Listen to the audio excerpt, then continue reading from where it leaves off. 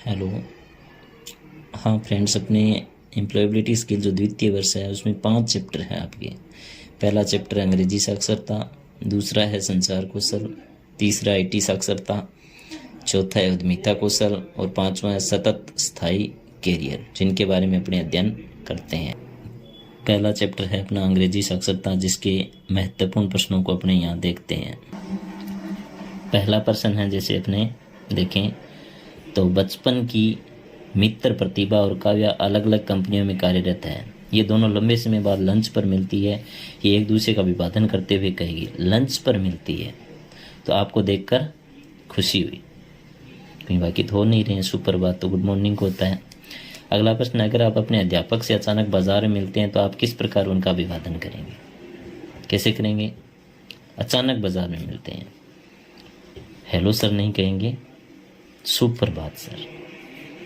ठीक है, वैसे उपयुक्त इसमें ए भी हो सकता है, हेलो सर, पर अपने जो बेटर है वो सुप्रभात सर कहेंगे। ईमेल लिखते समय अभिवादन की शैली होगी, अभिवादन की शैली हमेशा औपचारिक होती है। चौथा प्रश्न है, सकारात्मक में प्रयोग किया जाता है। सकारात्मक में औपचारिक अभिनंदन का प्रयोग किया जाता है। निम्न में से आप क्या परिचय का आवश्यक अंग है? तो ये सभी है, परिवार, शिक्षा, नाम, ये सभी।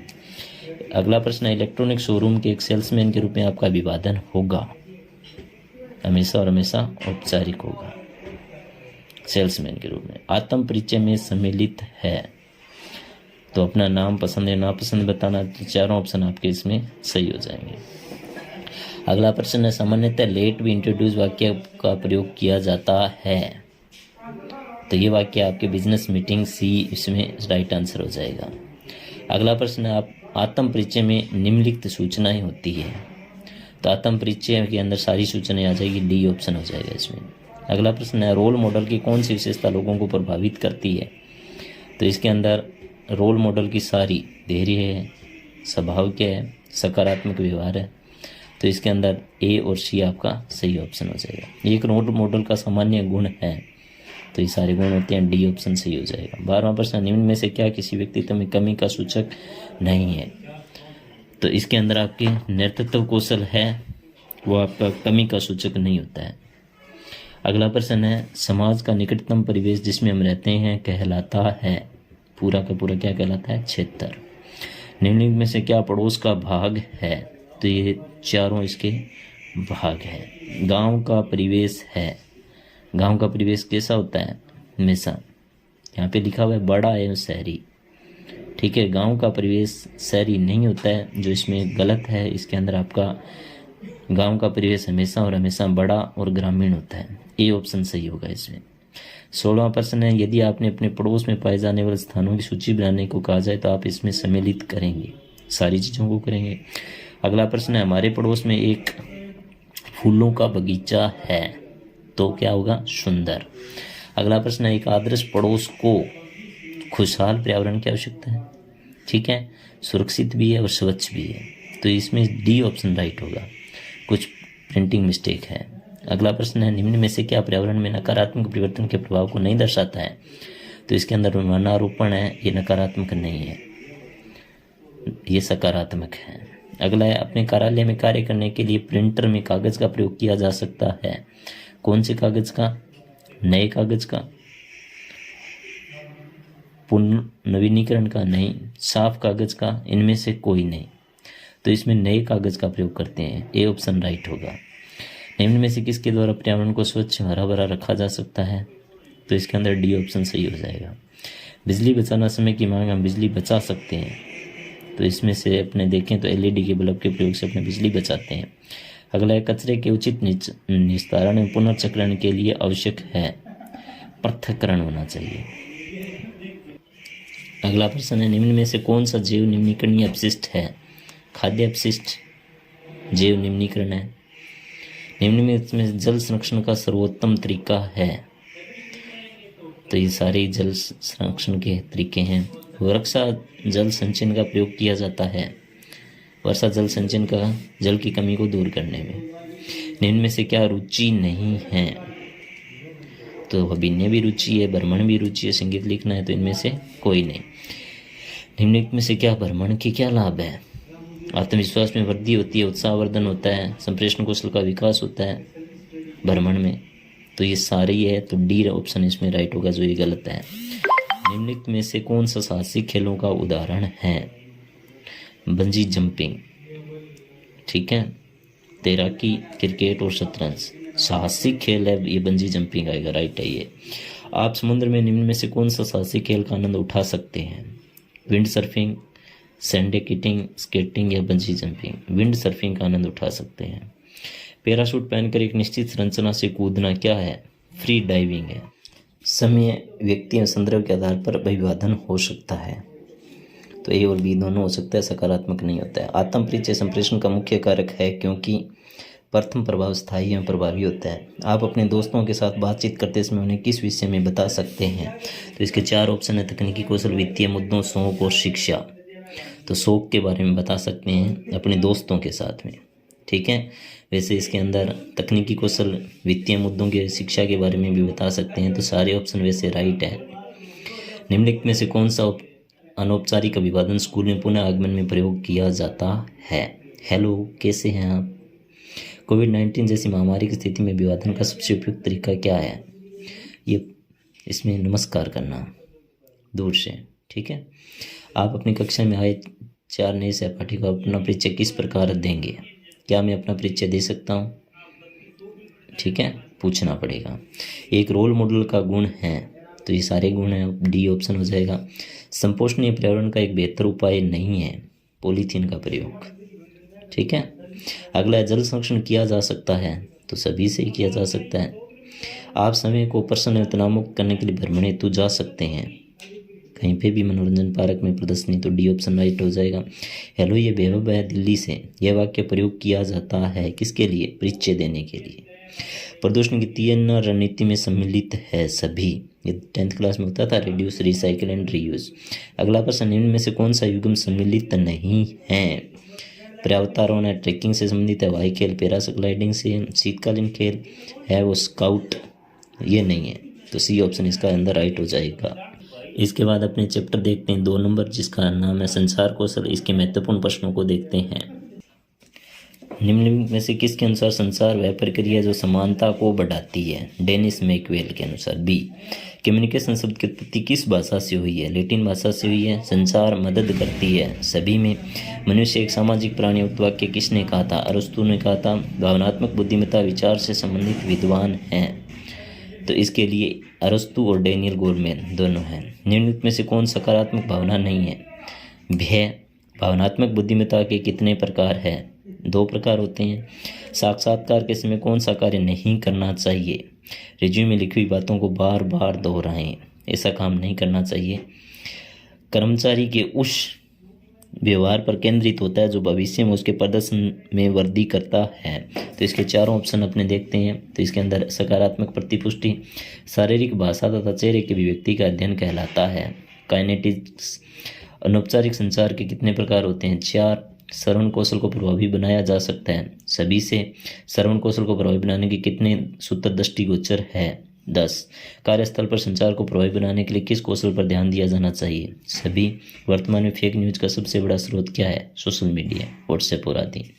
साक्षात्कार के दौरान महिलाओं के पहनावे के संदर्भ में कौन सा कथन सही है? तो इसमें ये देखें तो सारे ही सही है, तो इसके अंदर डी ऑप्शन देखते हैं, जो उपरोक्त सभी सही हो जाएगा। अगले क्वेश्चन के अंदर पूछा है, साक्षात्कार के दौरान पुरुषों के पहनावे के संबंध में कौन सा तथ्य सही नहीं है? तो इसके अंदर सही नहीं है, लाल रंग के कपड़ों का चयन जरूरी नहीं है कोई, तो बी ऑप्शन है, तो केवल बी रह जाएगा, डी ऑप्शन राइट है। व्यवहार संहिता के अंतर्गत कितने एस फॉर्मूला आते हैं? 6 एस आपको लिखाए हुए हैं। कार्यस्थल पर व्यवहार संहिता के अंतर्गत उचित अभिवादन का उपयोग करना से संबंधित है। सेक।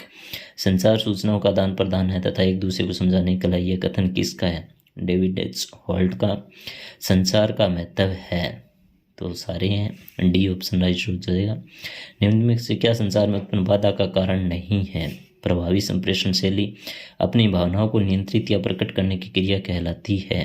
भावना प्रबंधन भावनात्मक बुद्धिमत्ता है, डी ऑप्शन राइट हो जाएगा। Emotional intelligence why it can matter than IQ पुस्तक के लेखक कौन है? Daniel Goleman. भावनाएं होती है, भावनाएं कितनी होती है? तो दोनों हो जाएगी, नकारात्मक भी होती है और सकारात्मक भी होती है। निम्न में से कौन सकारात्मक भावना का उदाहरण नहीं है?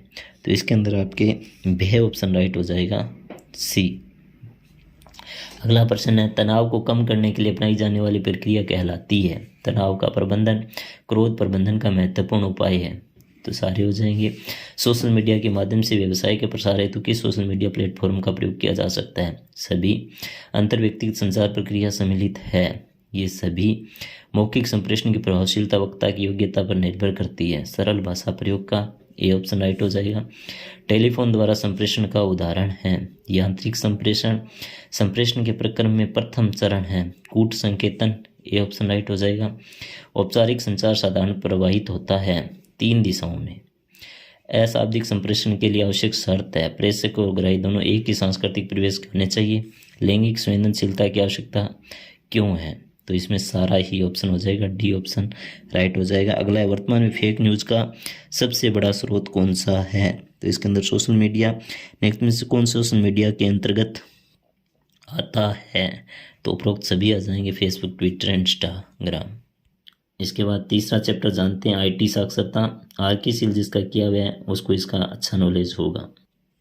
पहला प्रश्न, OpenOffice.org में मौजूद वर्ड प्रोसेसर एप्लीकेशन की ओर किस नाम से जाना जाता है?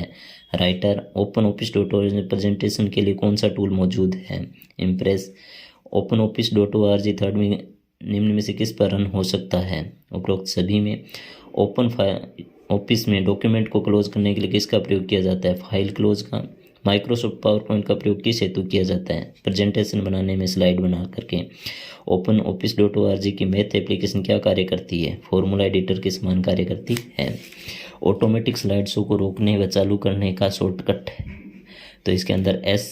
पावर पॉइंट में स्टार्ट शो के लिए शॉर्टकट की है तो F5। नई स्लाइड ऐड करने का शॉर्टकट क्या है?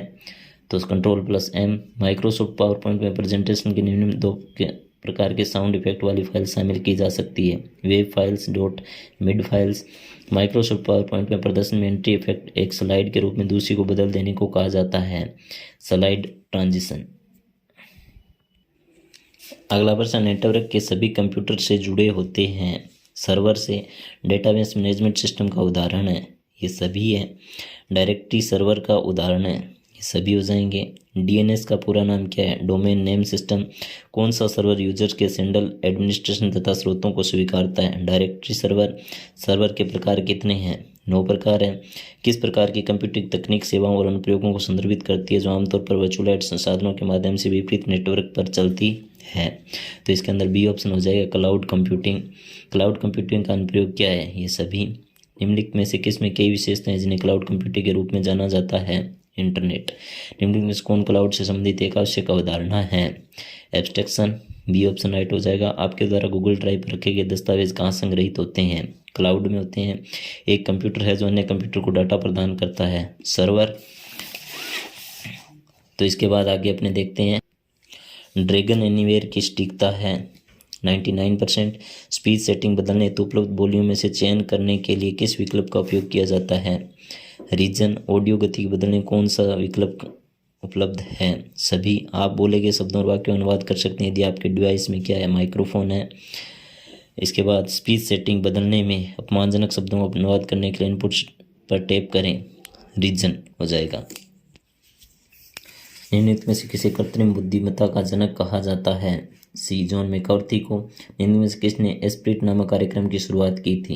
यूरोपीय संघ ने। कृत्रिम बुद्धिमत्ता क्या है? मशीन की वो बुद्धिमान बनाना। निम्नलिखित में से कौन शक्तिशाली AI के अंतर्गत आता है? ये सभी। निम्नलिखित में से किस क्षेत्र में कृत्रिम बुद्धिमत्ता का प्रयोग किया जा सकता है? ये सभी। इसके अलावा CV की फुल फॉर्म भी आपको ध्यान में रहे। चौथा चैप्टर देखते हैं उद्यमिता कौशल के बारे में। इनमें से कौन सा मूल्य प्रस्ताव की मूल बातों में से एक नहीं है? आपकी सेवाओं की लागत। उद्यमियों को वित्तीय सहायता कौन देता है? सारे देते हैं, बैंक, चारों। पर्यावरण अनुकूल होना भी एक क्या है? जिम्मेदारी। अनुशासन विकसित करने वाले व्यक्ति को क्या कहा जाता है? दृढ़। अनंत ने जिम व्यवसाय के लिए इंस्टाग्राम पेज शुरू किया। उसने मार्केटिंग रणनीति का प्रयोग शुरू किया कहाँ से? ऑनलाइन मार्केटिंग से। नेटवर्किंग का मुख्य उद्देश्य क्या है? क्या है? पारस्परिक रूप से लाभप्रद संबंध बनाने के लिए एक आजीवन सीखने वाला अपने कैरियर में सफलता प्राप्त करता है, क्योंकि उसमें क्या होता है, ये तीनों गुण होते हैं। तो ये सभी एक सफल उद्यमी होने का एक महत्वपूर्ण पहलू है। एक उद्यमी मानसिकता का होना, किसी व्यावसायिक विचार को अंतिम रूप देने से पूर्व किन कारकों पर विचार करना चाहिए। उपरोक्त सभी व्यवसाय वित्त नहीं मिलने के कुछ स्रोत हैं, इनमें से कोई नहीं। फीडबैक क्या है? तो फीडबैक आपका एक विचार के लिए प्रतिक्रिया के बारे में जानकारी एकत्र करने को ही कहेंगे। अगला प्रश्न है, यदि आप अपने और अपने व्यवसाय के बारे में किसी को प्रासंगिक जानकारी आसान तरीके से देना जानते हैं तो आप क्या करेंगे? उन्हें अपना व्यवसाय कार्ड दें, अपना विजिटिंग कार्ड।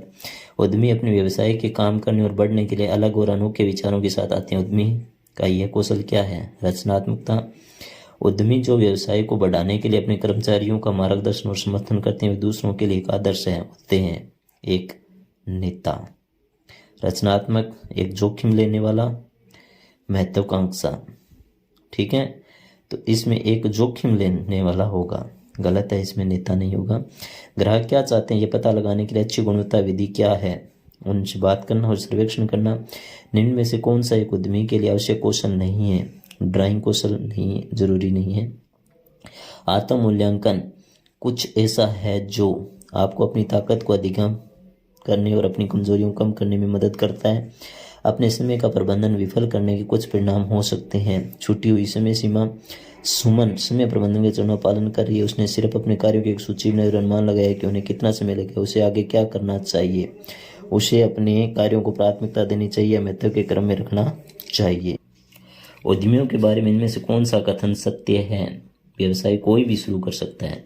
इनमें से के सभी उद्यमियों के बारे में सत्य है, सिवाय ये सभी उद्यमियों में विषय में मिथक है।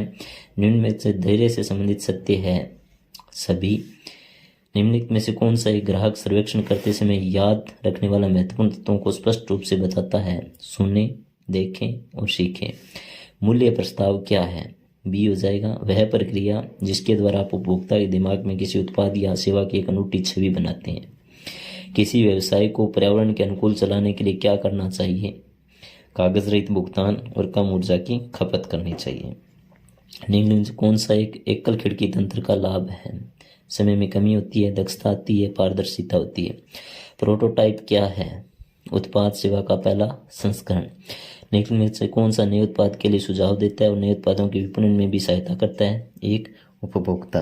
अगला है, व्यवसाय योजना का घटक क्या है? सभी हो जाएंगे। अगला प्रश्न है, एक व्यापार योजना के त्वरित मौखिक सारांश को कहा जाता है व्यापार पिच।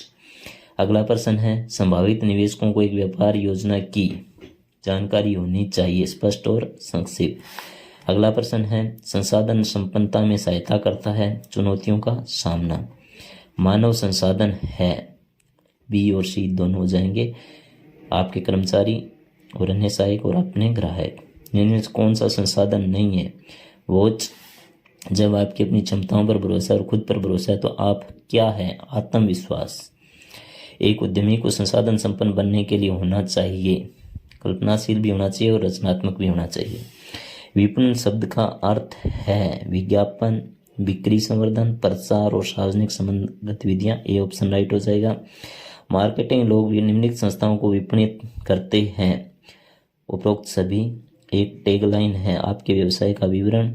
यदि आप लोगों को अपने और अपने व्यवसाय के विषय में प्रासंगिक जानकारी आसान तरीके से देना चाहते हैं तो आप क्या करेंगे? उन्हें अपना व्यवसाय कार्ड दें। अगला प्रश्न है, निम्नलिखित में से कौन एक सुपर टीम बन सकता है?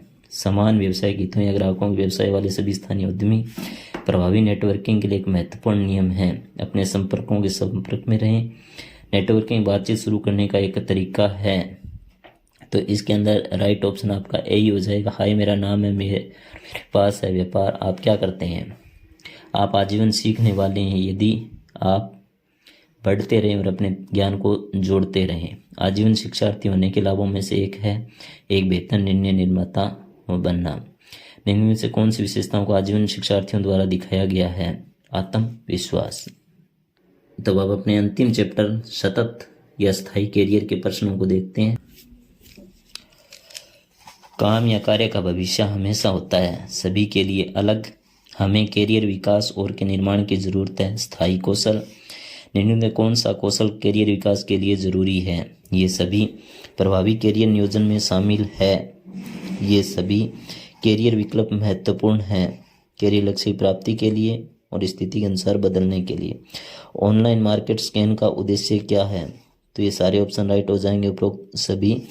अगला प्रश्न है, निम्न में से किस क्षेत्र में अपस्किलिंग से लाभ मिलता है? तो इसके अंदर भी सभी हो जाएंगे कैरियर विकास, पदोन्नति, नवाचार।